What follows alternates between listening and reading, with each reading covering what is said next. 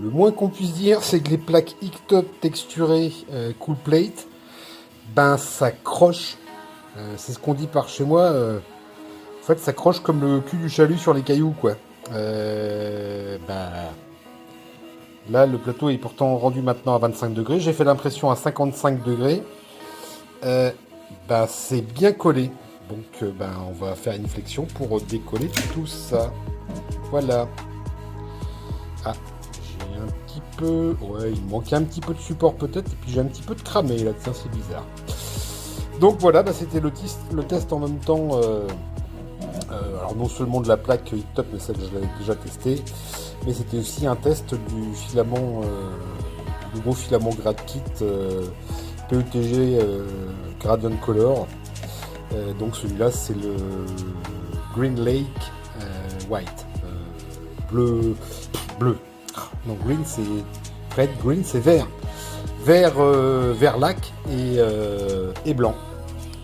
Donc voilà le filament en question. Qui est. Alors celui-là il est très bien bobiné. J'en ai un autre champagne qui était un petit peu moins bobiné au départ. Mais qui s'imprime très très bien. La preuve, il faut aller passer sur la machine d'à côté. Et il est en train de finir son impression. Par contre, bah là c'est une plaque texturée classique de chez Prusa. Et là, bon, je suis peut-être un petit peu chaud, je suis à 90 degrés. Si je mets le doigt dessus, je sens bien qu'elle est à 90 degrés. Hein. Sur la Hicktop à 55, bah, on peut poser le doigt dessus et le laisser. Là, sur la plaque à 90 degrés, on laisse pas le doigt très longtemps, on va dire. Donc ouais, c'est peut-être un petit peu chaud, 80. Généralement, je suis plutôt à 80 degrés. Là, j'avoue que je me suis même pas posé la question. J'ai lancé une impression avec un profil par défaut, Prusa PETG, et donc effectivement, sur la MK4S, il monte le plateau à 90 degrés pour ce profil-là, tout au moins. Oui, bien là, voilà la version champagne du PETG gradient translucide Grad Kit. Donc celui-là, bah, je l'ai imprimé toujours sur une MK4S. Par contre, je l'ai imprimé avec une plaque normale hein, de chez Prusa. Donc, alors le Sidearm l'avait réglé à 90 degrés.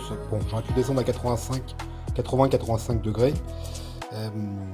Mais bon, sur la Hicktop, j'étais donc à 55 degrés et il a fallu que je fasse une flexion pour décoller la pièce. Ici, on va voir. Donc, elle est toujours bien collée quand même. Hein. Bon, c'est logique, hein, c'est du PETG. Donc, sur de PEI, même texturé, ça colle toujours.